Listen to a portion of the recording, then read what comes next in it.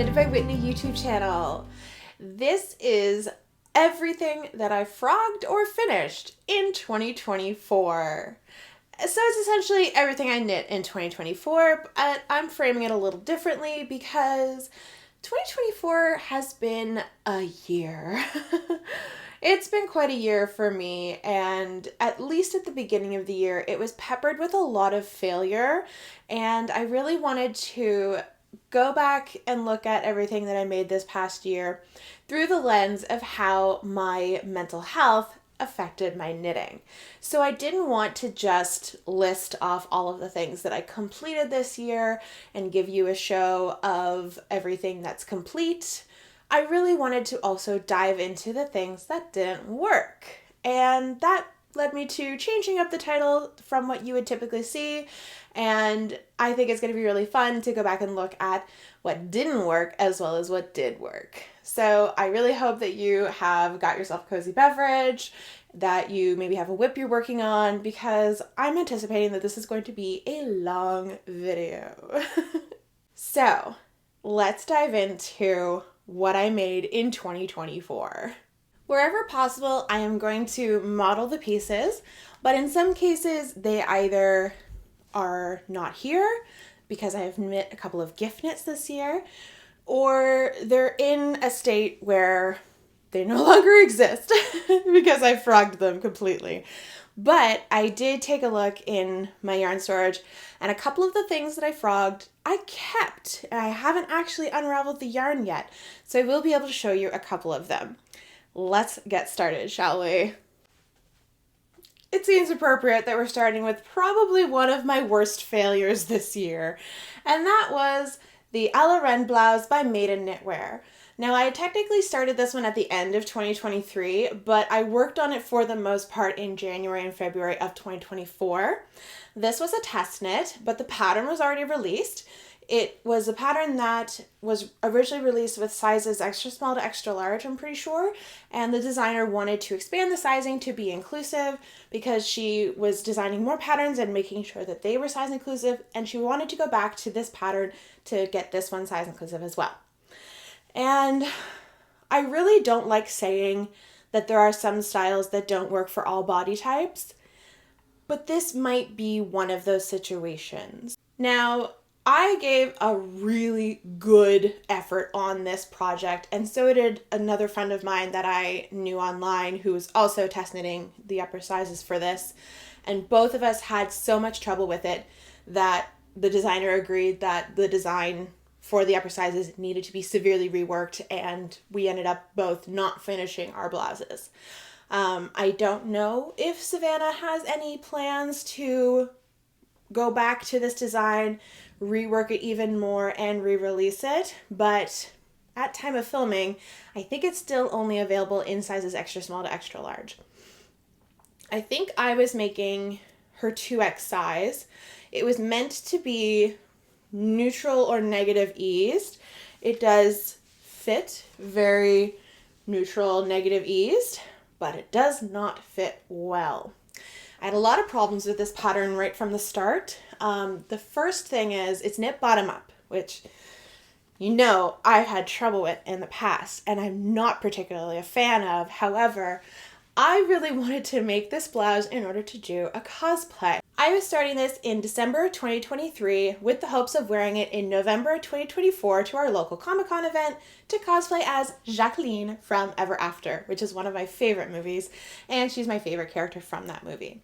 I purchased an overdress that I was going to wear with this top. However, you can tell I did not wear this top. I did a different cosplay, and I did end up wearing that overdress for Halloween over just a linen blouse that I bought that I wasn't cosplaying as Jacqueline. I was just in a historical outfit, so I didn't do the full wig and everything, but I really wanted to have this top done, and I'm just gutted that it didn't work out, but it was one of the most trying experiences that I've ever endured when it comes to my knitting, and it's definitely one of the tougher testing experiences that I've gone through. It was still a good test. Savannah was still a very good person to test for. She was very receptive to feedback. She was very nice. Her heart was in the right place with wanting to get this design to fit more body sizes. However, it's not fit for the upper sizes. So part of being a good designer is recognizing when your design is not going to work and not putting out a bad version of a pattern just to say, hey, look, it goes up to a 60-inch bust. So I do appreciate that a lot about Savannah, because if I had purchased this pattern and had this same experience, I would have been very, very upset. So I'm glad I was just testing it, but it was a very hard testing experience.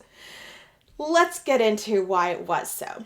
So it was a bottom-up design, starting at the waist, which you know is not my favorite, but I really wanted this design, so I was willing to go through that. The thing is, some of my problems started almost immediately. So the pattern begins at the hem, and it is supposed to be at your natural waist, which you can tell this is at my natural waist. And then the pattern tells you to either do increases or decreases in order to get to the size that you need up at the bust. It gives you the instructions for what the increases are and what the decreases are, but it does not tell you which ones you need to do, and it does not tell you how to get from the waist to the bust. You have to figure that out yourself. Now, granted, some patterns are a little less hand-holdy than others, but I was actually really surprised that it didn't even give me any indication of how I should get from waist to bust size. So I was pretty disappointed in that, and I did give Savannah that feedback. I'm not sure if that's been incorporated into the pattern or not, but I had to figure that out for myself. And yes, I'm a pretty experienced knitter. I've been knitting for about 10 years at this point, but that's still something that I don't do on the regular. But Savannah justified it by saying that she has the type of brain where she's always modifying her knitwear, the patterns that she makes, and that's pretty second nature to her. I don't have a brain that works that way, so I kind of struggled with that. However, I did the calculations that I needed, and I figured out that I only needed to do increases to get from my smaller natural waist to my larger bust. And once I figured that out, great, fine. It actually fits really nicely from the hem up to the underarm. It's at the underarm that things went south. And I've made a couple of changes than what the pattern had, but I still don't have a well-fitting pattern. So one of the big things was when you start to separate for the front and the back, you're also starting to do your neckline. And in the original pattern, Savannah had the same number of stitches blocked off for the neckline for the smaller sizes as she did for the larger sizes. And before I separated my two front pieces, I put stitch markers in to see where they would line up. They were so narrow. That was only, I think, this far.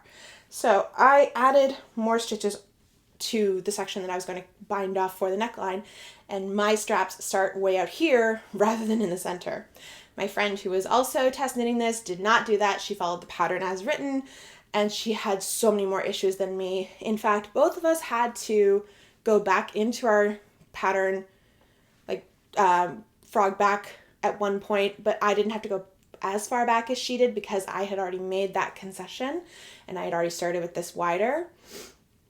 But both of us had so much trouble with the straps, and you can tell once you add on the weight of the sleeve, the strap doesn't even want to stay up. So I do apologize for that lovely purple bra strap you've been looking at this whole time. But the biggest problem with this is the fit of the straps. And I think I did my straps 3 times and they're still not the way that they should be. But once we got them to a fairly livable point, they're still not perfect, but I could deal with them. I cast it on my first sleeve. And I want to preface this by saying I don't have the elastic in the sleeve that you need in order to get the blousey effect. So I really should have some elastic running along here and also along here to give me more of that blouse effect. I think this is why I haven't fully frogged this piece yet, is that I do want to put in that elastic and see if it will scrunch up and give me that lovely look before I decide I'm going to go through all of the hassle of frogging mohair. I didn't even mention the yarn. The body of this is knit with Hobbii Friends, I think it's merino, extra fine merino, in the color white, off-white, I'm not quite sure. I think it's white. And this is the Friends Kid Silk, also in white or off-white, whichever color this one is. I don't quite remember, I'm sorry. I think that's why I haven't fully taken this apart yet, is because I think I want to try it with a little bit of elastic thread, kind of give it a chance to rise to its potential. But the sleeves, I think, would be fine. Like, I could make the sleeves work with that little bit of elastic threaded through, which is written in the pattern and which you are supposed to do.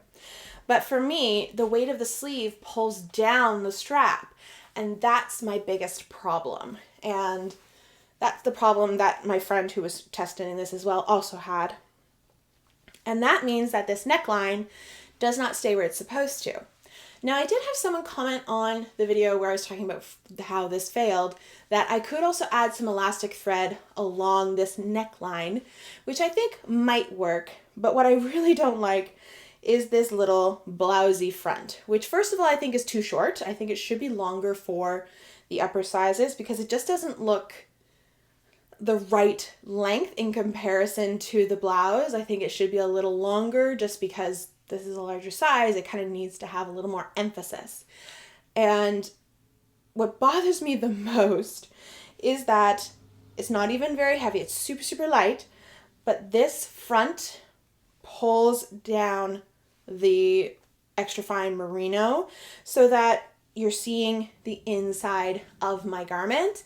And that really annoys me. I also just got extremely exhausted from working on this pattern and just having nothing working out. I just felt so much unease when I put it on. It just made me feel really, really bad and upset. So I ended up contacting the designer and saying, look, this is what I've done so far. The only other thing that I would need to do is knit a secondary sleeve. I don't think I'm going to be able to give you much more feedback than I'm already giving you. Can I stop the test knit? And she was completely understanding. My other friend who was doing an upper size also canceled on the test knit. So altogether, we all realized it's just not working for the upper sizes. Now, I really hope that Savannah comes back to this pattern at some point and makes it better for the upper sizes. I don't yet know if I will feel ready to make it again myself. And to be fair, I could probably do a little finagling to make this work for me. I just don't think I want to do that work. So for right now, it's just sitting in my stash like this. This is the back. I didn't even show you the back. But there's just so much about this pattern that just doesn't make me feel good about myself, and it doesn't make me feel happy to wear it. In fact, I'm adjusting it the whole time I'm standing here with you. So yeah, this is a failed pattern, and this is how I started 2024. You're gonna see there's a trend of how my 2024 knitting goes. So while I was in the midst of doing that challenging test knit, Hobbii reached out to me and asked me if I wanted to be part of a marketing campaign. And the marketing campaign ran from the end of January through to the end of February, I think. And it was about their upcycled alpaca blend yarn, which I used to make my husband a Gigi cardi, which you can tell is not done. And I know I said that this video is about everything that I frogged or finished in 2024. This is going to be frogged. I just haven't done it yet because I have restarted the cardigan using the couple of skeins of yarn that I had not broken into yet. Oh, come on, buttons. Stay buttoned. You can tell this is too big for my husband. It's even too big for me, and that is why it's being frogged. So if you are at all interested in doing any of the marketing campaigns with Hobbii, they're fairly straightforward. They don't have a lot that you need to do. I personally didn't feel like the work that I needed to produce the content was worth the free yarn, personally speaking. If you think that's worth it for you, go ahead. I didn't have a super fun time while doing this, but that's just because I didn't like having deadlines in place for when I needed to get content out, which meant that I had to have deadlines to my knitting because I wanted to showcase the project as it went along. Either way, thankfully I didn't have to have a finished project by the end of the campaign. So that was really the only reason why I said yes to this one, was because I knew if things didn't go well, I wasn't forced to finish the project. And as you can see, I didn't finish the project. So I decided to do this for my husband because the campaign was running over Valentine's Day, and I thought it'd be kind of nice to have that sort of spin on my content that I was making for the campaign. And during that time, I also got incredibly sick. So my birthday was at the end of January, and last year I got super sick, like super sick. My husband did too. I don't know what we had, just some kind of a bug or something. We did COVID tests. We did not have COVID. But we just had extreme lethargy, high fevers. One day we just went back and forth from the couch to the bed to the couch, and we just napped all day. I had a cough. He had a slight cough, but not as bad as me. And my cough ended up lasting 7 weeks. After which time, I developed pneumonia. So I was super sick last winter. Knock on wood that I won't be this winter. But that made working on this project kind of challenging because whenever I get sick, I get extreme brain fog. And I don't know if that's just particular to me or if that's sickness in general, but I don't tend to just get a little bit sick. If I do get sick, I get really sick. And I think it's because I had pneumonia for the first time when I was in my early 20s. I'm in my mid 30s now. And honest to goodness, it hit me so much harder this time around. But I found that I wasn't properly focused on this project. And I think that's why I didn't realize the signs earlier on. So it wasn't until I did get my husband to try this on after I had just split for the yoke. And at the time it looked fine. But I think in hindsight, I wasn't properly realizing that I hadn't yet added the weight of the yarn for the body, which pulls it down even more. And this pattern, a lot of knitted tube patterns actually, have you use a larger needle size than I would probably use for a particular yarn. So this is a worsted weight yarn, and the needle size required was a 5.5 millimeters, so a US 9. And honestly, I'm not really happy with the gapiness of this yarn. So like, I can see right through this yarn at you. That's not what you want for a warm and cozy cardigan. And as you can see, the gauge is so big that my buttons keep undoing. And this is not blocked or anything. So it's already this big pre-blocking. I don't even want to know how much bigger it's going to get with blocking. So when I had my husband try on the completed body, that's when I knew, oh boy, this is not going to fit him. It was mostly too long. I will include a picture of my husband here wearing this cardigan. And I could tell as the knitter that not only is it too long, it's not going to last because of that very open gauge. And I'm not going to be doing my job properly as the knitter of the piece, finishing off something like that I know is not going to last. So even though it hurt, I ended up stopping working on the pattern. And I used one of the balls that I hadn't yet used to start again on a smaller needle. So the only difference that I made, I didn't go down a size, I didn't go down anything other than my needle size. Now I've only just gotten to the point where I start the first buttonhole. And what I'm going to do is I'm going to decrease the amount of space between the buttonholes as well. So that will make it shorter because it's too long on my husband. So instead of being this far apart, I'm just gonna bring it up a tiny bit. So it'll just be this far apart instead of this far apart. So hopefully that will negate the problems. Also, you can tell this V-neck comes down pretty low. Like it's coming down to the top of my stomach, like below my breastbone. It's not supposed to be that low. It should be just, it doesn't have to be a lot higher, but it needs to be a little bit higher. So, oh my gosh, none of these buttons are staying closed. I'm just going to open them up because that's driving me nuts. So anyway, I have already started this pattern again. Let me show you how the new version is knitting up. Now I'm not going to put it on because I only have a couple of rows after the arm split and there's not enough stretch for me to put it on. It gets quite tight around my upper arm. I put it on in one of my more recent podcast episodes and it just hurt a lot. So I'll just hold it up for you, but you'll be able to see the difference in the gauge, which is the important part. So here is, wait a second, I'm going to get a hanger for this. That's the benefit to recording this right in front of my closet. So here is the second version of this cardigan, and I am using size 5mm needles US 8. So only one needle size down, only 0.5 millimeter, but I feel like it has made enough of a difference that I am happier with the tightness of the fabric. It's still kind of loose. It's not like a super thick, almost felt texture. I didn't want that. I still wanted it to be comfortable and cozy and stretchy, but I didn't want it to be see-through stretchy. So this one is better. I can still kind of see through, but not nearly as bad as this one. So as you can tell, I've already gotten to the split and I'm looking forward to finishing off this cardigan. I did originally tell my husband that I would have it done for our anniversary, which was in October. I have not, as you can tell. But that's because other things came up and I had other things that I wanted to work on / I had more issues in the summertime, so you'll get to hear about that soon.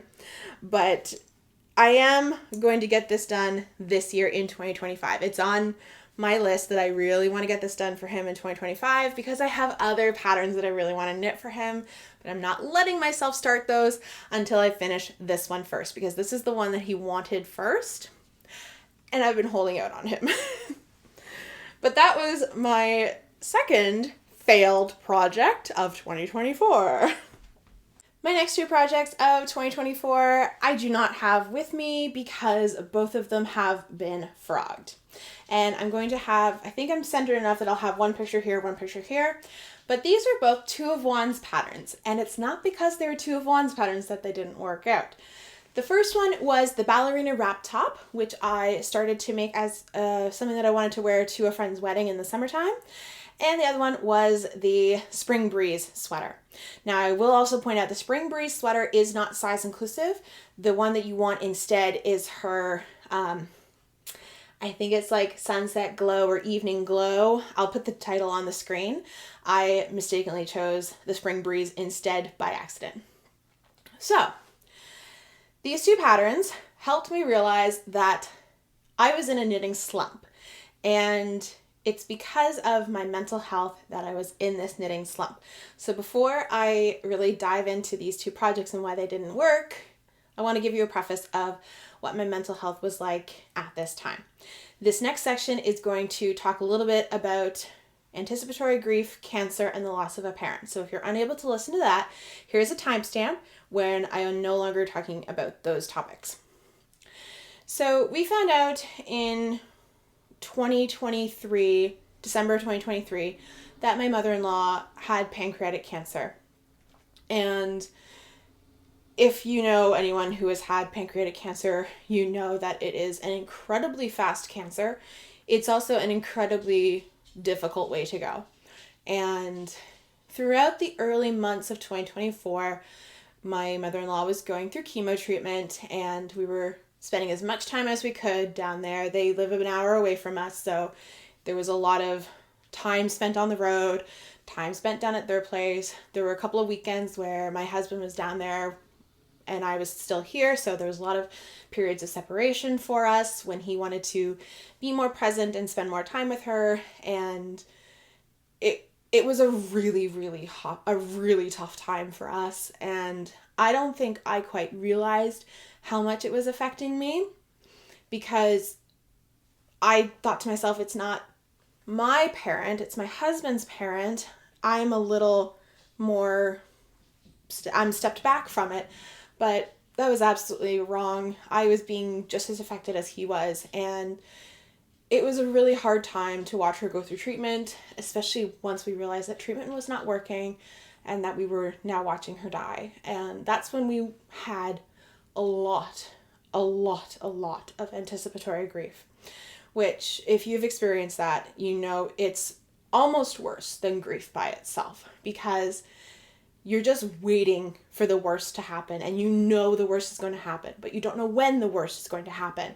And that ended up being incredibly tough on us.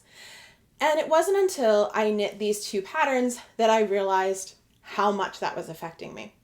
So my mother-in-law did end up passing away at the end of April, and it was around that time that I stopped trying to work on garments and I worked on other things. But these 2 patterns were the last things that I worked on during that period of anticipatory grief, and I think that's why I wasn't completely aware of the mistakes that I was making.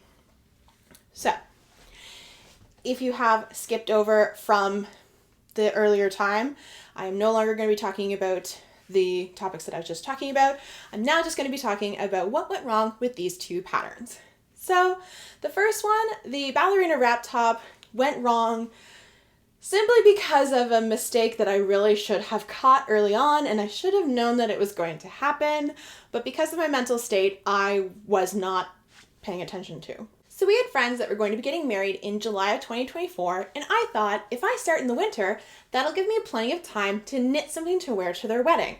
I also thought July in Nova Scotia, hot and humid. So I thought I should make a summer garment that I can wear with either one of my skirts or one of my, I do have a pair of loose floral trousers that I really love to wear that are nice and cool. And I thought, why don't I knit something to wear with that? And at the time, I was thinking specifically of those trousers. I thought, how fun would it be to go to a wedding in these fun green and white floral trousers? So I thought, why don't I knit a green top? At the time, I was trying to use up some of my stash, and I knew I had this Lion brand Pima cotton in the color pewter, which is like a gray-green. And I thought, it's not quite as green as I would like it to be, but I think it's going to be nice enough to go with those trousers. So I started the Ballerina Wrap top by 2 of 1s, which I've always wanted to make. I just haven't gotten around to finishing one yet. And I thought, why don't I do it in this color that I'm going to wear for my friend's wedding? Then I looked at the yardage that I needed. I was short a lot, but I was dedicated to this pattern because I thought, I don't want to also have to wear a cardigan or bring some sort of like shawl, or like I wear those short sleeve chiffon type ruanas sometimes. I really didn't want to have multiple layers. I wanted to just have one top that I could wear, so I thought it has to have short sleeves. I won't be comfortable if I have no sleeves. So I thought, why don't I just order more yarn? You're hearing the alarm bells right now, right? I wasn't. So I didn't get it straight from Lion Brand because the shipping is extremely expensive to Canada from Lion Brand's website. But I did find the yarn on Amazon. Not proud that I bought it off Amazon either, but I really wanted to make this pattern work. But it didn't work, as you can probably guess. So I ran into a dye lot issue. Surprise, surprise. So luckily I figured it out pretty early on because I bought 3 extra balls, and I started, when I needed to start a 3rd ball on the project, I had 5 original balls. I took one of the new ones by accident. I didn't even realize that I'd taken one of the new ones. But I realized it an inch later when I realized that the color was darker than the earlier part of the top. Oh well, live and learn. And that's why that project had to be scrapped. So what I ended up doing is I ended up donating those 3 balls that didn't match. And I have since found a pattern that I'm going to make with those 5 balls. And it is a tank top, but I'm not making it for a friend's wedding. I'm just going to make it for me. I just haven't started it yet. Maybe that'll be a project this coming summer. But there you go. Classic mistake that should have been figured out earlier on. Shouldn't even have started that project knowing that that would happen if I bought extra yarn. But like I said, my mental state was not what it should be. So when I found that problem with that pattern, I thought, I need to stop trying to do things for a deadline or things that have emotional weight to them, like the cardigan for my husband. I thought, I just need a dopamine project. So I just started swatching with a yarn from my stash, Loops and Threads Flex, that I had in a pale pink color. And I had used it for the first time when I made the Radiate sweater by Hopi Locatelli, and I used the blue flex yarn. And I really loved that fabric that I created. So I thought, that's a fun yarn to use. Why don't I just start swatching with it, see what kind of sparks my interest?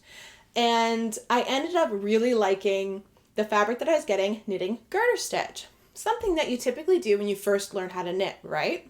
Well, it had been so long since I did a garter stitch project that I kind of forgot how garter stitch behaves. So the Spring Breeze sweater is knit and garter stitch flat on 2 panels, then seamed together at the shoulders and along the sides. Then you pick up your sleeves, and it does tell you, well, technically the pattern says to knit the sleeves flat and then sew them together, but oh no, I was not doing that. I would rather knit 1 row and purl 1 row, all in a tube to get the sleeve the way that I wanted it to have even less needing to seam rather. So I started that project and I made another classic mistake. I thought the pattern wanted you to measure your panel while it was hanging so the garter stitch would stretch out because it was knit on a large needle. Classic mistake. I really should have measured it while it was laying flat so that once I had it on, it would stretch longer. Because once I finished the front and the back panels, it was not hanging as far down as it should have based on the pattern instructions. And I thought, oh no, is this another failed project? If you're keeping count, this is my 4th failed project of 2024. And you can tell when I recorded my podcast episode where I was sharing all the projects that I had to frog that I didn't know what to do. I was just ready to give up on knitting entirely. And I was so frustrated with this particular project because it was stretching out wider than it was lengthwise. And I forgot how stretchy garter stitch is sideways, especially when it's knit on a large needle. And it was at this point that I just said, okay, I'm done. I'm done with knitting garments. My dopamine cast on didn't even work. I have to figure something else out because clearly something is wrong. And it was my husband, because he and I just have the best conversations. He really helps me understand myself and how my brain is working. He's the one that said, it's your mental state that's affecting your knitting. And it wasn't until he said that I realized, yeah, he's right. So at this point, scrapped all my garment projects. That's why some of them aren't here anymore, because I've already frogged the yarn from them and I'm just ready to move on to something totally different. I did briefly think about not knitting at all, but then I remembered how good knitting is for my mental health. I really enjoy kind of the calm that comes with knitting. It's the meditation. That's the word I'm looking for. I really enjoy the meditative state of knitting. And, I've read this online before that meditation doesn't have to be just sitting still and thinking and emptying your mind. Sometimes you enter a meditative state when you're doing a repetitive action. So for example, washing dishes or painting a wall, or in my case, knitting. So I knew I still wanted those meditative benefits from my knitting. So I knew I had to do something totally different. It was at this point that I knew I had a friend with a birthday coming up. And I thought I should knit something for my friend for her birthday. I had given myself a month and a half, maybe a month, to knit something for her birthday. And it was at this time that the Sophie scarf was just taking over the internet. It has still taken over the internet, let's be honest. And I'm not a petite knit fan. I'm not a Sophie scarf fan. I have 2 videos that list 20 patterns each that are not the Sophie scarf. If you too are not a Sophie scarf fan or not a petite knit fan, that you can check out. I wanted something that had more to it. I knew just knitting garter back and forth for a certain length of time was not going to be enough to sort of pull me out of this sad mental state that I was in. I needed something different, something to really engage me. So I found a pattern called the Riptide 135 by JST Knitwear. And this is a pattern that has 3 different scarf sizes. The numbers 1, 3, and 5, I think they refer to the number of skeins that you need. So I knit size 1 because my friend's husband said that her favorite color, I think he either said teal or seafoam green. I can't remember which one it was. But I had a yarn in my stash that was a handful of yarn, and it was from her Beyond the Trench series of colors. The color was Lunar Reef, I'm pretty sure. But it was this really beautiful pale teal green that had specks of pink and purple and blue. It's just gorgeous. It was a gorgeous skein, and I thought this is one of those skeins that you use for those special one skein projects. And I thought to myself, I'm going to give this one a go because it had this repeating lace pattern that I really, really liked. And I'm so glad I chose this pattern because it was exactly what I needed to pull me out of myself. Knitting this scarf was meditation for me, and it just was exactly what I needed. Once I did that initial triangle from one end of the scarf and I was just knitting straight, I only had 4 rows that I needed to know how to do. And it was so easy to memorize that pattern and really give into the meditation of the stitches. And it's exactly what I needed. And it really helped me work through my mental state and really work through how I was feeling and channel that into this project.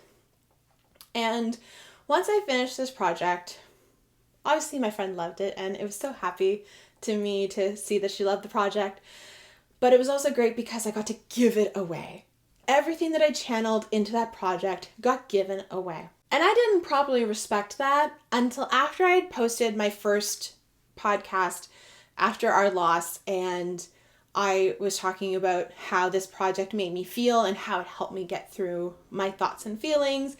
And I had a beautiful comment. I don't remember who made the comment, but it meant the world to me because it really identified how I was feeling, and I channeled that into my next few projects that I worked on. This person commented saying that when her father passed away, she was working on restoring a piece of furniture. And once she finished the piece of furniture, she couldn't even look at it because even though it was beautiful and she had put a lot of work into it, all she saw when she looked at it was the feelings that she had when her father passed away. And she ended up giving it away. And she felt so much better after she gave it away. So she recommended to me continuing to work on gift knits so that I could keep channeling my thoughts and my feelings into my knitting, but then I could give them away and not have to see them anymore and not be reminded of those thoughts and feelings. It was a light bulb moment, and I really took that advice to heart. And the person who made that comment, you know who you are, and I just wanted to say again, because I did say it in a future podcast after that one, how grateful I was for that comment. And I just want to say again how grateful I was for that comment. It really, really helped me. So I then took that advice and I ran with it, because after I knit that scarf for my friend, I knit 2 more gift knits. So I'll talk about them individually, but the second gift knit that I did was the Emotional Support Chicken by the Knitting Tree. And this is a pattern, it took over the internet as well. I'm not sure if it kicked the Sophie scarf out of its top spot on Ravelry, but at one point the Emotional Support Chicken was in the top 5 of Ravelry.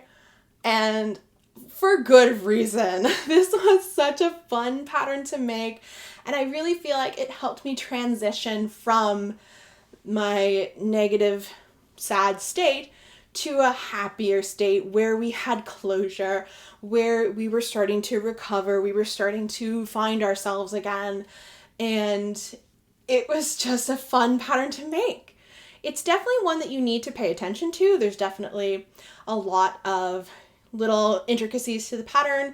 You can't really knit this while watching TV. This is a pattern that you really need to pay attention to, but once it comes together, it's so adorable. This is one that I used a lot of mini skeins from my stash to make because I knit this for a friend's birthday. Notice a theme here. But this friend is someone who has really cool hair. Like, I love that she always has brightly colored hair. And I made a brightly colored emotional support chicken. So I knit it with all kinds of neon pastel minis. I had to hold them triple because this was a worsted weight pattern. But I was so happy with the result. I got some beautiful marling. I got to kick some yarn out of my stash. Like, it was great. And this is a pattern that when I finished, I almost didn't want to give away, because this pattern was representing how I had come back to myself and how I had found joy again. And it was the flip for me. It was when the year started to switch from sad to happy. And that's what I think about when I see pictures of this pattern. But my friend absolutely loves it, so I'm so glad that I got to give it to her. I do eventually want to make one for us. My husband Doyle has requested a chicken colored chicken. So at some point I will make a chicken colored chicken, whatever that is. There's so many colors of chickens out there. It could be anything. But yeah, I am very excited to do that pattern again at some point, because to me, that is a joyful project. I will always look back on that as a joyful project. By now I was coming back to myself, and I had one more gift knit that I was working on, and that was a blanket for our friend's wedding.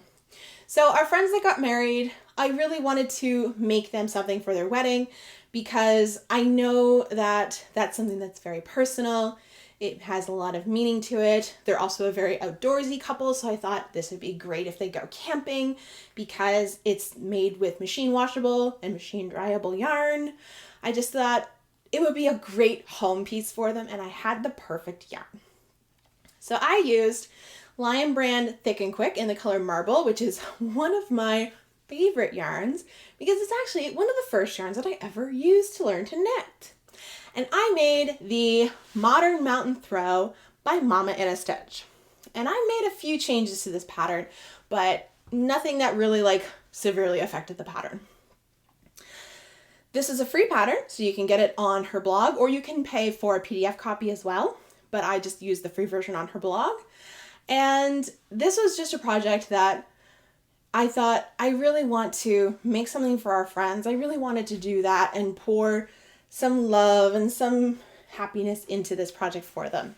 It was also really nice to do something I haven't done since I first started knitting, and that's work with big yarn and big needles, because no way was I going to knit a fingering weight or a DK weight blanket. I'm using super bulky, friends. And it was just really nice to get this out of my stash, because at this point in the year I was realizing my yarn storage could use some more room. And I was looking at it and I'm thinking, what takes up the most space? I had 12 balls of this yarn. Of course this is taking up the most space. So I ended up using 9 balls, I think, because I have 3 left over. Yeah, so 12 minus 9 is 3. So I used 12 balls of this yarn. I made a few modifications.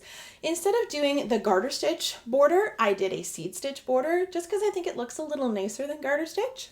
And I made it so that the sections of the body of the blanket were not pattern, plain, pattern, plain.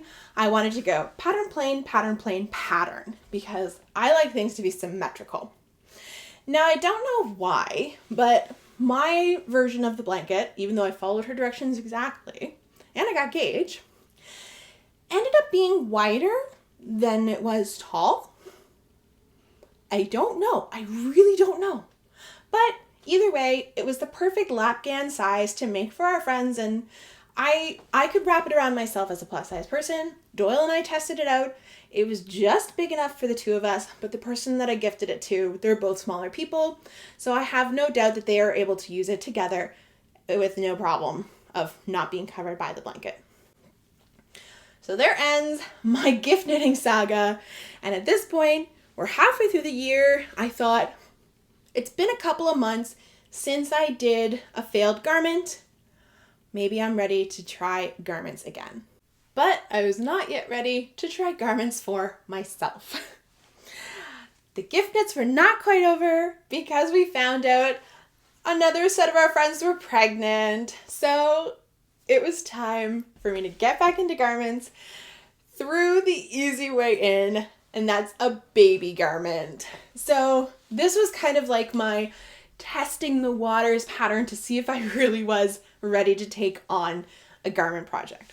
And I made the Rosa little cardigan by Alongavec Anna. This is another stash buster, and I used just some neon pastel yarn that I had. I had a whole skein from an advent calendar a couple years ago, and I had some minis that were really close to that one whole skein, and I ended up being able to get a couple of these out of my stash. I ended up needing to use another yarn for the cuffs of the sleeves because I just ran out of the other colors, but it turned out so cute. I absolutely love it. And the success of that pattern helped me feel like I was ready to take on my own garment for myself. And if you've been with me for the past year, you know how this worked out. This is the Benas by Emily Louise. And this is still a failure, but it's not as bad of a failure as the projects that did not work out. But this pattern has actually helped me in a lot of ways. It's definitely helped me get a little bit more exposure because I was asked to write an article for One Wild Designs for this, about my experience knitting this sweater. Of course, I have not named the pattern or the designer in that write-up, but if you know me and you recognize the photos, you'll know that this is that pattern. But I'm not bashing the designer in that article. Nor am I bashing them here or in my podcast episodes. I'm just giving you my true experience of knitting the pattern as written, and that was a negative experience.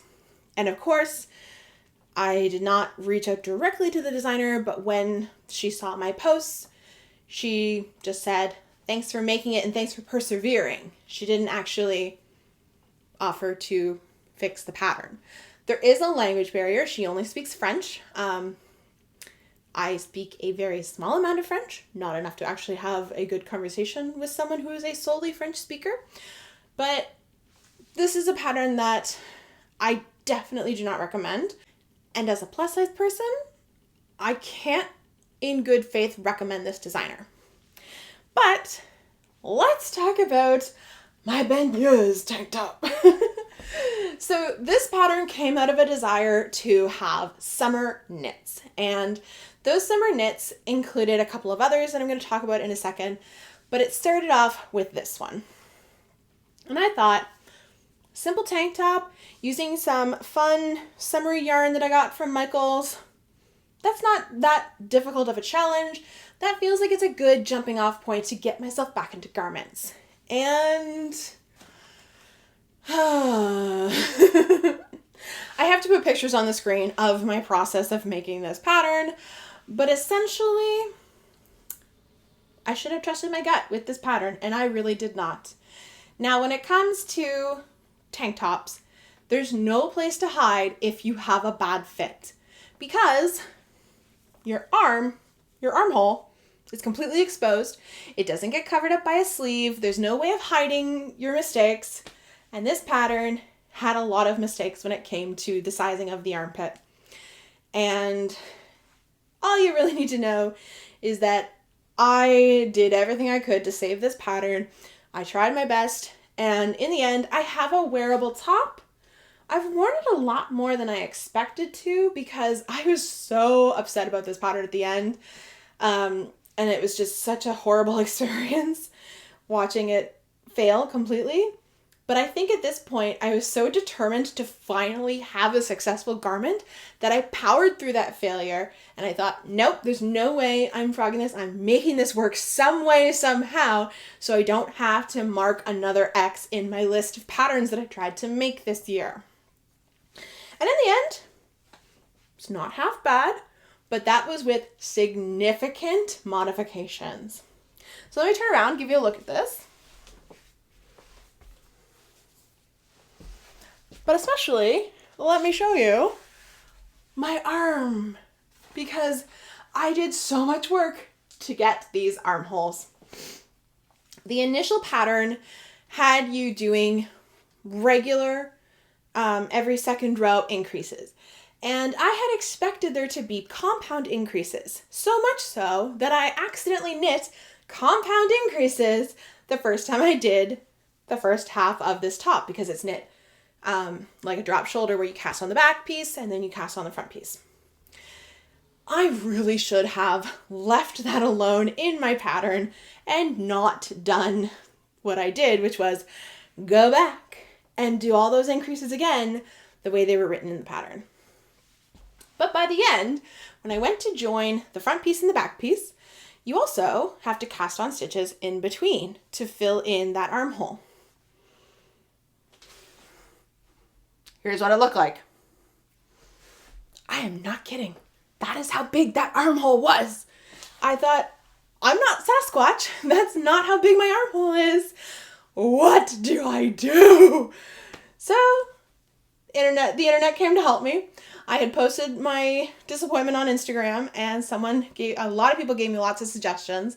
But one of the easiest suggestions to do, which is the one that I did, was I went back to where I joined the front and the back piece, and instead of adding all of those stitches in between, I just joined the back to the front. So this armhole is what you get without adding any stitches between the front panel and the back panel.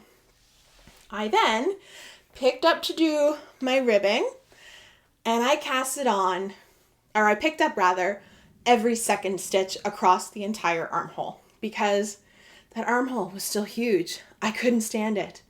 And then I did as tight of a bind off as I could do. So it's not that bad. So in the end, I did get a pretty decent armhole. You can still see my bra, but for the most part, my arm is down. Doesn't actually bother me to show my bra until we get to a later pattern that I'm going to talk about, but that's okay. And this one, you know what? I can live with it. And I have been living with this pattern. I love this color so much. This yarn is Loops and Threads Silky Soft in the color Boysenberry. However, it's a yarn that was only available this year. You won't be able to get it again because that's what Loops and Threads does. They bring out a couple of fun yarns once a year, and if you don't get them then, you never get them. So I do love this yarn. I have started another project with this yarn in another color that I bought at the same time. And I know what I'm going to do differently.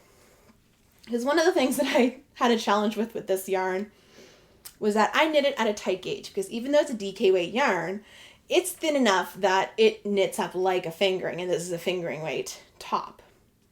But because I had such a dense gauge, because I really didn't want it to be see-through, this thing took days to dry. Literal days.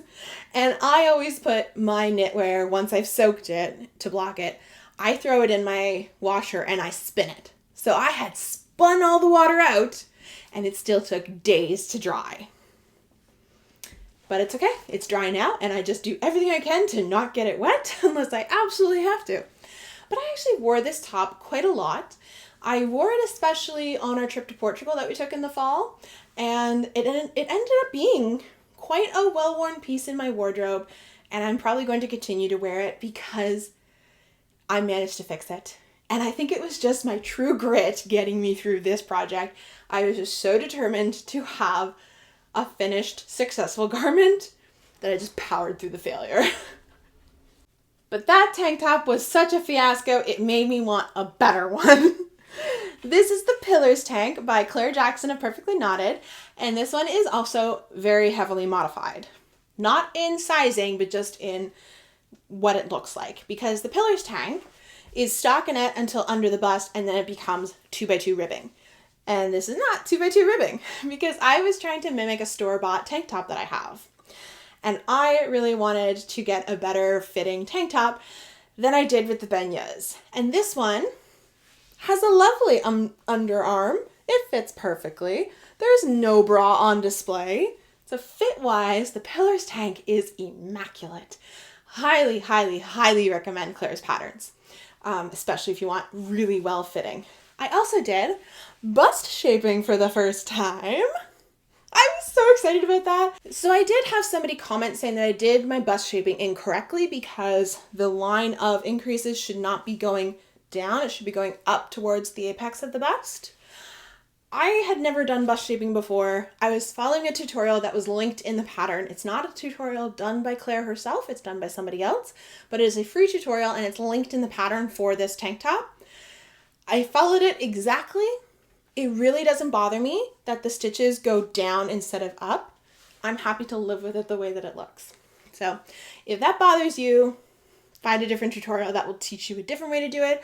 I just followed that one the way that it was written, and it fit perfectly for me, and it was really easy for me to do. So I was happy with that. If you are not, try and find a different tutorial for yourself. So that was my first thing that I did to help this one fit perfectly. Now, it is recommended for the sizing of this tank top to go by your upper bust and then use bust shaping to make it fit your full bust. And that's because Claire understands that if you go off of your main bust, you're gonna have fit problems up in your collarbone and your shoulders. So you use your upper bust measurement instead, and then you use bust shaping to expand to the bust size. And I think that's going to be something that I'm going to do going forward for any tank top styles that I want to make. I'm going to go by my upper bust, and then I'm going to use bust shaping. So I chose to do the deeper V front and deep V back. You can probably tell that I'm being very, very cautious of where my tank top is sitting, because I learned that the deeper V is not comfortable for me on a regular basis. I don't have a problem wearing it at home. I don't like wearing it outside of my home because I find it does dip a little too low. I'm being conscious of holding it in place right now, but if I wasn't, it dips down low enough that you see the front of my bra and you also see the back of my bra, but I fixed that. I'll get to that in a second. But I also find that because I have sloped shoulders, the deep V front and the deep V back tend to make my straps slide off my shoulders because I don't have strong shoulders. They're very sloped. So because there is nothing holding it together at the front or at the back, it tends to slide. So I definitely want to make this pattern again, still modifying the body so that it is just knit flat, not the 2x2 ribbing, but I'm going to do the higher V-neck and I'm going to do the high back. And the reason I'm going to do the high back is because I had to do a little modification. I'll put a picture up here while I'm talking about it because I can't really talk to you and have my back to you at the same time. But I knitted a panel to fit in the V-neck portion of the back of this sweater, this tank top rather, because it showed my full bra. I wear a front closure bra, and that means that the back is quite wide and it does come up rather high. Now, when I first started knitting this tank top, I wasn't wearing a front closure bra, I was wearing a back closure bra. But I had since, starting the project, found better fitting bras for me and they were front closure. So it meant that how I had been trying on my pattern up until then didn't show my old bra, but it now showed my new bra. And like I said with the beignets, most of the time seeing a bit of bra does not bother me, but it does bother me when I have a sexy back top and all you see is a chunk of bra. To me, that takes away the sexiness. And that's just a personal thing. If you're not bothered by that, don't worry about it. But it's something that bothers me specifically. So I ended up knitting this really cute V panel to fit into the back. And this is just a bandana pattern that I found for free on Ravelry, which is also linked. So I managed to just fit that into place, and I used a new skill to join it. I used the crochet seaming as you go option. And I am not a good crocheter. It's still something that I'm not very good at, but I managed to do it while holding the yarn in my right hand, which made it work for me, because that's why crochet eludes me, is because you have to hold your yarn in your left hand, and I just cannot get that to work for me tension wise. I've tried multiple times, tried many different ways. I just can't get it to work for me. But holding the yarn in my right hand made it feasible. I don't know if that will work for me if I wanted to do a full-on crochet project, but it was fine for doing the crochet seaming, which is all I really will do I do a chain in order to do a provisional cast on, and now I know how to do crochet seaming. I don't really see myself doing any more crochet than that. Maybe some shell stitch for edgings on stuff, but like, I have a friend who's a crocheter, so I usually just ask her to do it. And she's happy to do it because she did it for my wedding cardigan and it looks gorgeous. Anyway, those are the modifications that I made to my pillars tank, which I'm definitely making more of. This one was knit using Lion Brand Kobu, which is a really nice yarn. I would definitely use this yarn in the future. I just need to remember that the boo part of the Kobu, which is bamboo, really stretches out and flows really nicely, but you just need to be careful of what you're choosing size-wise to make sure that you're not going to get an oversized garment afterwards, because this one did stretch out more than when it was originally finished. I did wet block this, and then when it came out extra large, I threw it in my dryer. I know, it sounds really scary, but I tossed this in the dryer and it fixed it. It was great. So I'm really happy with this tank top. It's just not exactly appropriate to wear outside of my house. So I tend to only wear this one at home. I have one more tank top to share with you, and I love this next one.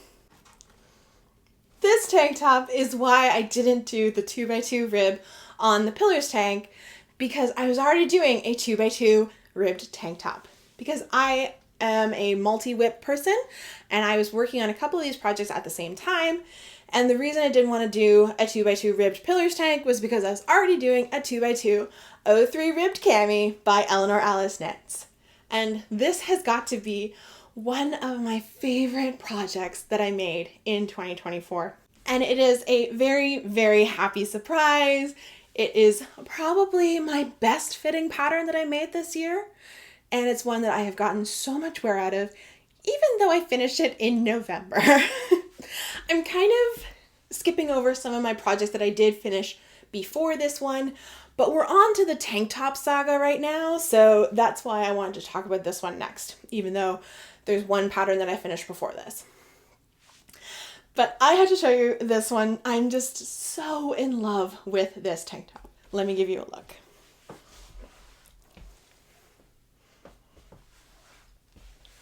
It fits so beautifully. Also, if you're recognizing that this color looks similar to my punch needle yarn ball that I did here, that was absolutely on purpose. I was working on this project when I went to do this punch needle, or tufting. It's tufting technically because you use the gun for it. But I chose this color because I was working on this pattern and I was loving this color so much. If you don't know, this is Hedgehog Fibers sock in the color Hush, which has got to be one of my favorite colors in the whole world. I think it just shines a little more on mohair than it does on the sock base, but it's still just as beautiful. Now let's talk about the 03 ribbed cami because I love this pattern so much. So Eleanor Alice is a newer designer to me. She is based in the UK, and because this is the 03 ribbed cami, it's her third design that she started developing.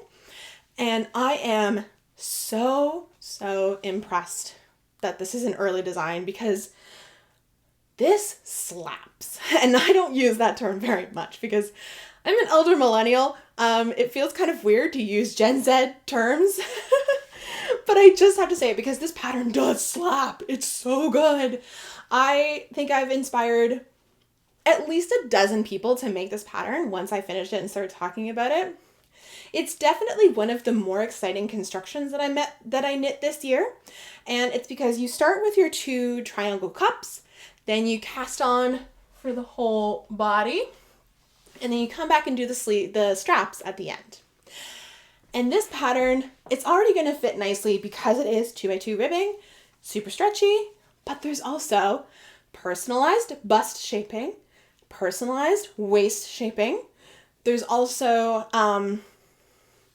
so many sizes to choose from. I think there's like a size every 2 inches, but I forget how many of them there are. But I was able to pick a size perfectly for me. I loved everything about this pattern. It was so incredible. And it fits like a glove. And I feel so sexy when I wear this tank top. I love wearing it by itself. I love wearing it over things. I love wearing it under things.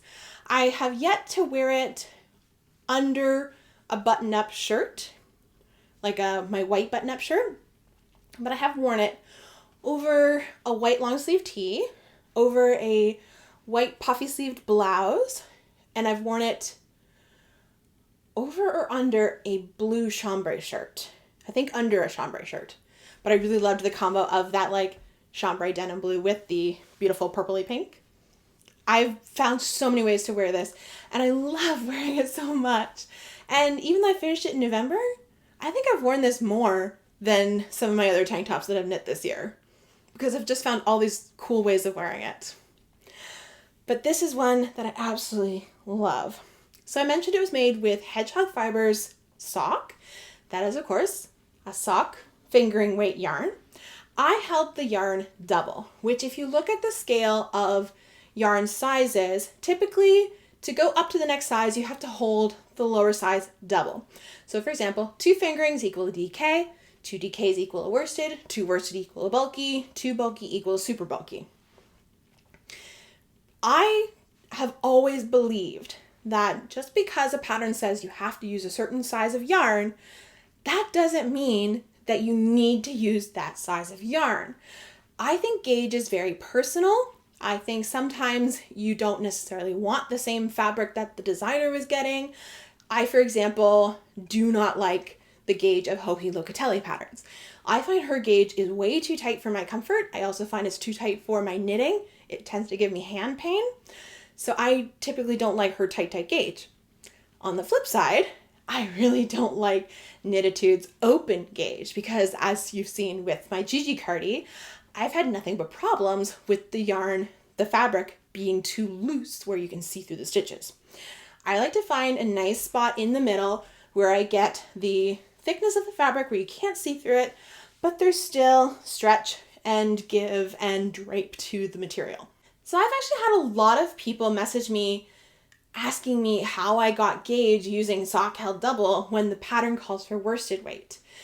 The answer is I tried 3 strands of fingering together to get the worsted weight gauge, and it was too thick. I didn't like it, and it didn't meet gauge. I was using the recommended size needle for the pattern. I didn't want to go down a needle size to get a thicker fabric because I didn't like that fabric. So I tried it with 2 strands of the sock weight held together, and it met gauge perfectly. And I was happy with the material.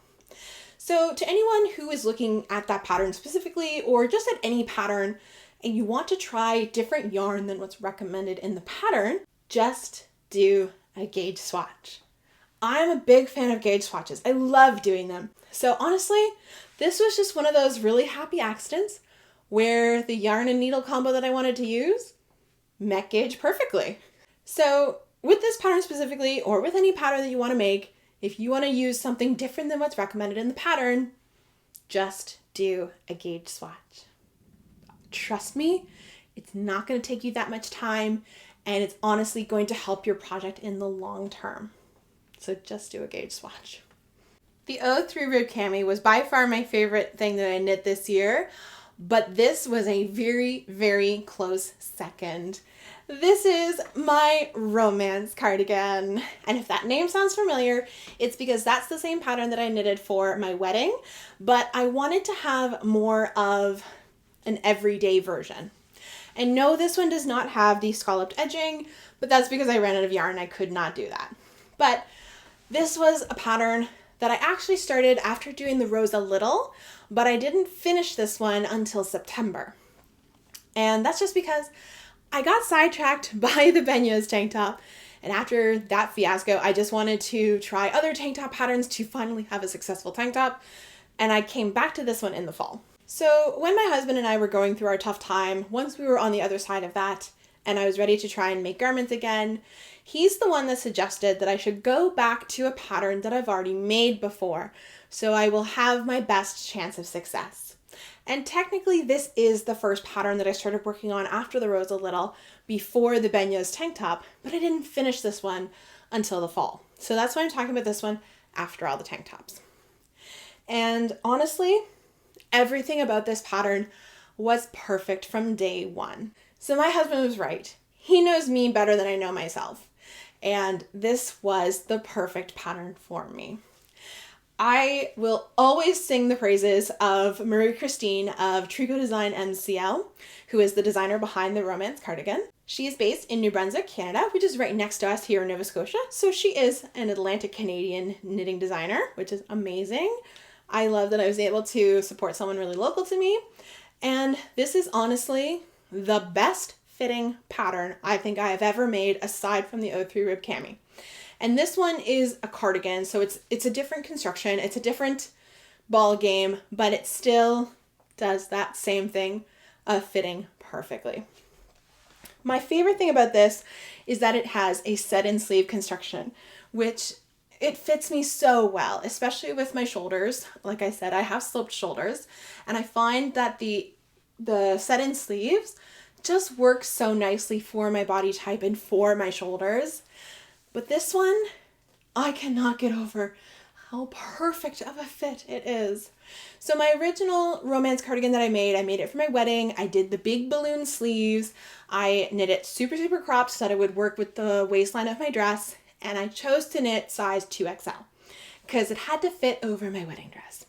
Now looking at Marie's sizing chart for the romance cardigan, the 2XL gives me the recommended ease of the pattern, which I think is 4 inches.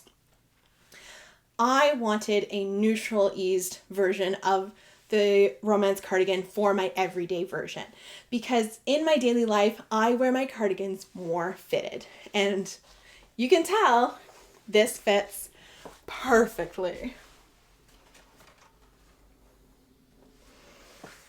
Aside from this top button that doesn't quite button, but I'm okay with that. I think it's just a nice decoration at the top. But this is one of my favorite patterns and I will always make this pattern. This version is knit with some deep stash yarn that I had. It is Loops and Threads Poppy that I originally used to make the crossback sweater by Knititude, holding it with a strand of mohair. I hated that mohair from the first day that I wore that pattern. It was so itchy. It was Debbie Bliss mohair if you're interested. I do not like that mohair at all. But I ended up frogging the design because I loved the poppy yarn. And I just kept it in my stash for a long time. And when it came time to choosing a pattern to make after our rough year, I decided I wanted to make the romance cardigan. And this yarn met gauge perfectly. Everything was a perfect fit from the start of making this pattern. The only thing is I made one really big modification to the pattern, and that's that I made the sleeves tapered. This is not written in the pattern. The pattern has an option for a balloon sleeve and for a straight sleeve. I specifically wanted a tapered sleeve because this was going to be a fitted cardigan.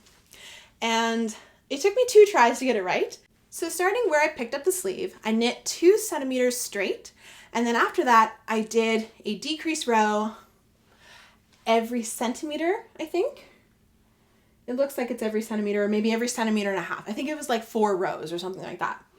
And I did that until I got down to the very end and then I just did my cuff. And honestly, I couldn't ask for a better fitting sleeve. It's perfect. And I ended up having a really nice conversation with Marie about my sleeve modification, and she loved it so much that I think she's going to consider adding it to the pattern and developing that for each of the different sizes. But I just did my own version and it worked out perfectly for me, and I now have that in my notes on my Ravelry page so that I can go back and I can look at whenever I make this pattern in the future and I want to do the tapered sleeves again. Now I almost had enough yarn for this entire project. I was playing a serious game of Yarn Chicken and I lost by 1 row. I did not have enough yarn to do the bind off on my little panel of ribbing along the front. That's literally where I ran out of yarn. But luckily I was able to find a combo of a white yarn and a pale blue mohair in my stash that looks almost identical to the rest of the yarn. You can only tell if you're looking at it really closely that the bind off row just looks a little brighter than the rest of the yarn because this is more of like a really, really, really pale bluey gray. It's not quite a white, but this was such a great pattern. I finished it right before we went to Portugal, and I did consider taking it with us, but this is an acrylic sweater, and honestly, just wearing it here made me sweat buckets, and I knew Portugal was going to be hot. So I ended up leaving it here and taking a store-bought cardigan instead that was much thinner. But since we got back and since the weather got cooler, I've been wearing this cardigan all the time. You can tell it's already fuzzing up a bit. I don't care. I love it so much. I know this video is really long, but we're on to our last few patterns, and I have really good things to say about all of them, so bear with me. This is my penultimate pattern that I made this year, the Lento sweater. If you've been with me for a couple of years, you know the Lento sweater is one of my favorite sweaters. It is a large gauge sweater that is knit using a strand of fingering and a strand of mohair held together. Now, yes, I have spoken about how I don't like very large gauges, with the exception of these large gauge sweaters that get filled in with mohair. But this is not mohair. This is handmaiden whisker, and it is a blend of wool, mohair, and nylon. And this yarn was very kindly gifted to me by fleece artist Handmaiden, who are a local Nova Scotia indie dyer, and they're one of my favorite yarn brands. I was so blown away when they messaged me and asked me to be their first influencer, and they let me choose whatever yarn I wanted, whatever color, and their only criteria was that I just had to show it off. And that has not been hard to do because I love this project. I have loved it since the day I started it. I have been enjoying every second of it, and I finished it just in time to wear for Christmas this year because I was knitting this as my Christmas sweater. I have our family Christmas photo here to show you, wearing it at Christmas time, and I had matching lipstick for it, which was perfect. But this is one of my favorite things I've made this year because this is the softest yarn I've ever felt. I love it so much. It is held single for this sweater. I know, that's so hard to believe. It is held single. It is more of a, I think it's technically graded as an Aran weight yarn, but this is a single strand that is super fuzzy. And it fills in all of those holes between the stitches like a mohair and a fingering combo would. And it is incredibly light. This is so light. It's like a feather. I think the whole sweater together maybe weighs 200 grams. It's so light. It's crazy. And it's so soft and cozy and warm. I have been wearing this nonstop since I finished it, and I'm so happy with it. I loved getting to do some posts and stuff for Fleece Artist Handmaiden in exchange for getting this yarn. It was so kind of them. I'm so grateful to it, and no notes. Perfect fitting sweater. So I did make one change compared to my light purple Lento that I have, and that's that I went up a size. And it's because after making my purple Lento, which I did to try and use up 2 skeins of mohair that I had, so I was very limited with the amount that I had, so I did choose a size that was neutral negative ease. After wearing that for a year and a half, it's all worn on the underarm because it was always stretched out. So that the stretching of the fabric under the arm mixed with the friction of the sleeve against the body meant that all the mohair that was there, it's gone. It's disappeared. So I knew I wanted a bigger size for this particular version, so I knit size 6 for this. And I'm so happy with my choice. This is exactly the light flowy sweater that I wanted. My only problem with going up a size is that I then had a problem with my sleeves being too loose. Now, if you've been with me for a while, you know I knit the Dartmoor sweater last year, and my biggest problem with that is that the straight sleeves are so open and gapey, and I really don't like that because it makes my arms cold. So when I got to the bottom of the stockinette portion of the sleeves for this, I did another round of increases before I started my cuff, because the first time I started my cuff, it was still down to about here, and it was giving me the same vibe as my really wide sleeved Dartmoor sweater, and I did not like that at all. So that's a little modification that I did. I did 1 row of decreases before I did the cuff. I think I did a decrease every 5th stitch, something like that. Like, it wasn't a total halving of stitches. I think it was like a quartering of the stitches. So I took away like a quarter of the stitches. And that was just what I needed to make these cuffs just a little bit smaller. And I ended up doing just a straight bind off in pattern, which I did this one looser than this one.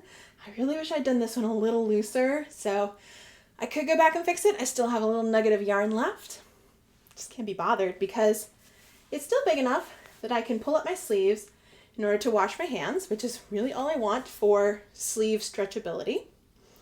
When I typically do my sleeves, I either bind off in pattern loosely, or I don't think it has a name, but Very Pink Knits has a stretchy bind off that essentially you're just binding off through the back loop. That one's a very easy video to find if you're looking for a stretchy bind off.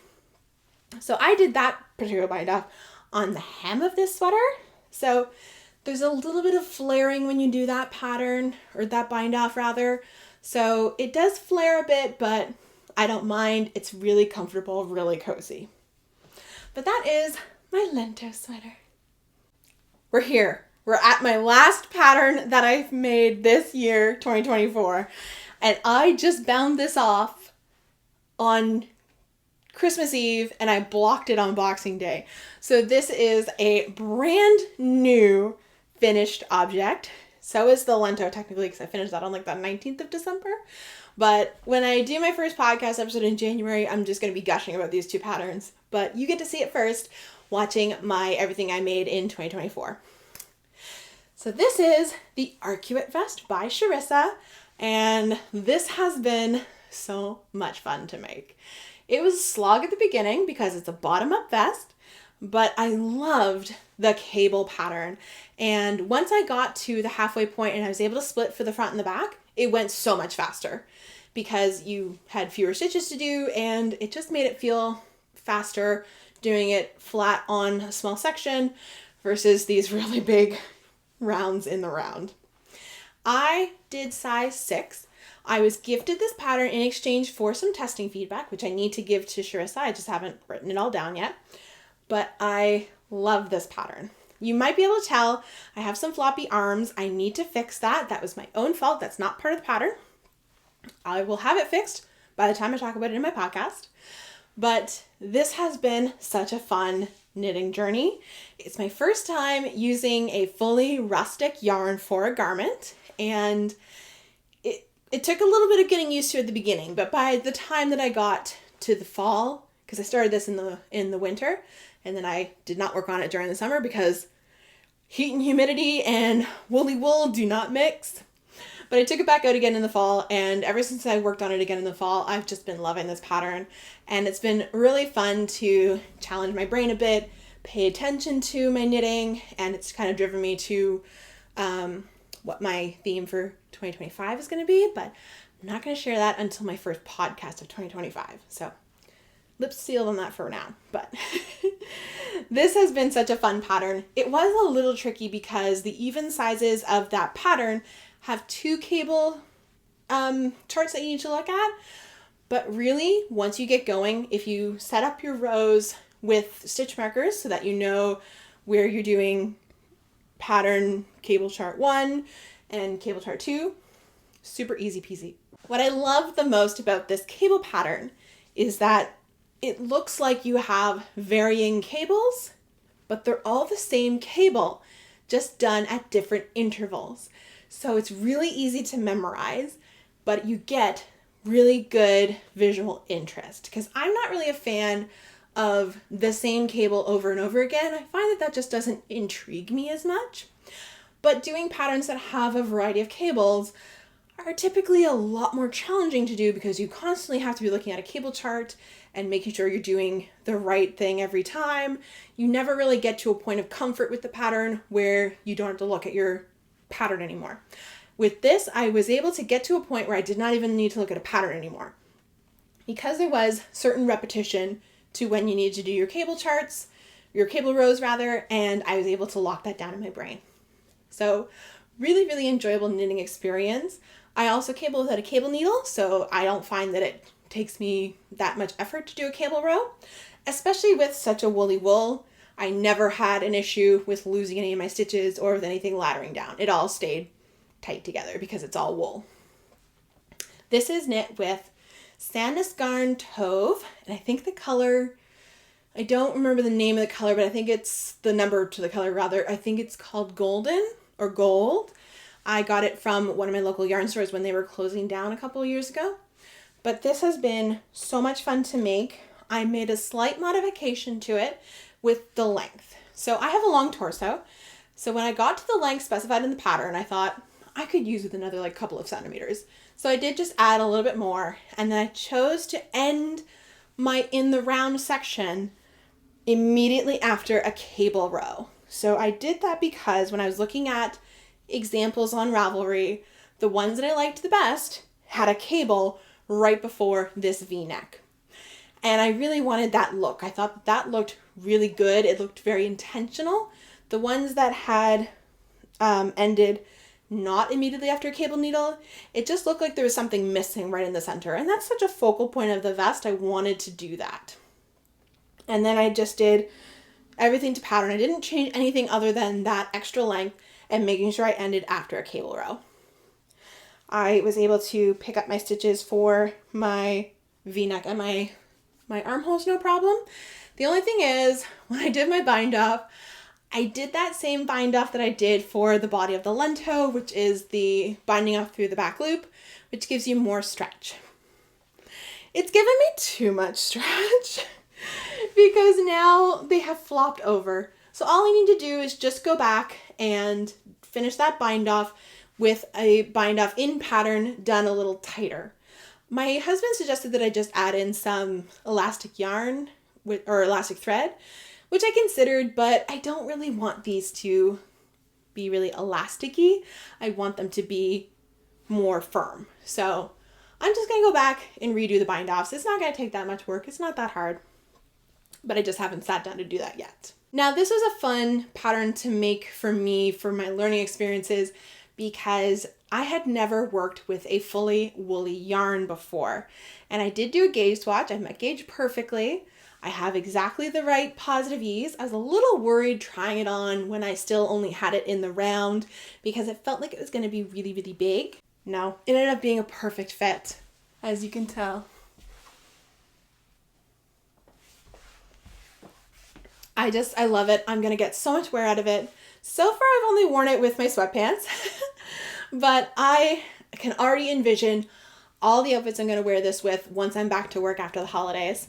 And I'm so excited about that. It's such a great color for my wardrobe. I have a lot of colors that this will go with, and I'm just so excited to start wearing it. It is quite warm, and I did learn when I blocked it, it hardly grew. So now I know that for future, whenever I knit with a woolly wool, I'm probably not going to get a lot of growth out of it. And that's really good to know because I've typically used a lot more superwash yarn than rustic wool yarn, but this was a really fun project to make and learn that. This was also a project where, unbeknownst to me, I was playing a really close game of yarn chicken. I wasn't really paying attention to how much yarn I had left when I was doing my V-neck, which was the last bit that I did.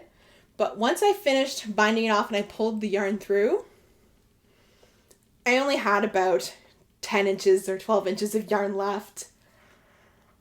I think it's a good thing I didn't know that I was that close because I probably would have been much more anxious while binding off, and then I probably wouldn't have gotten as nice of a bind off as I did. But this pattern just turned out perfectly, and I'm so happy with it.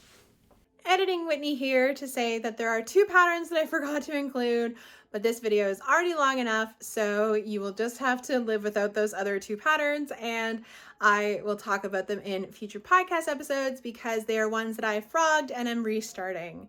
So hope you don't mind missing those 2 patterns. So that wraps up everything I frogged and finished in 2024. I thought I would have like the whole stack to show you, but honestly, they're all in a pile on my bed and I just can't be bothered to fold them all up into a nice pile to hold while doing this wrap-up segment. If you have stuck around this whole time, thank you so much. I think this is going to be one of my longest videos that I have ever put out. But as you can tell, I had a lot of thoughts and feelings to share with you, and I really wanted to look at both the failures and the successes of this year. As you can tell, my mental state really had an effect on that, and I kind of look at the year as being in two parts. The first half of the year was full of failure. The second half of the year was full of success, and it really goes to show how my mental state changed throughout the year, because once I hit that midway point, once I started seeing more successes in my projects, it's because I was in a better mental state. And the fall, which was when I had most of my successes, was when my husband and I really felt like we had gotten over everything. And we started to feel more like ourselves. We started feeling a lot more joy. We went on our honeymoon to Portugal, which was so lovely. And it really showcased how we were coping and how my mental state got so much better as the year went on, and I really feel like myself again. It took a long time. I had a lot of failures to show for it, but I'm a big fan of having those failures be given just as much attention as the successes, because you learn so much from your failures. And I've learned a lot from my failures this year. And I really feel that this has been one of my best years of knitting. And I'm really proud of everything that I accomplished. And I'm really proud of everything that failed, because I always learned something from it. So thank you all so much for joining me for this very long video. If you're new here, thank you so much for joining me. It really means a lot to me. And if you're a returning viewer, thank you so much for coming back. I really appreciate it. While you're here to help my channel, if you could like this video, subscribe to my channel, and please leave me a comment below. Share what your favorite of my patterns was that I made this year, or share something that you accomplished or failed this year. Let's have a great conversation in the comments. I hope you all take care, happy knitting, and Happy New Year!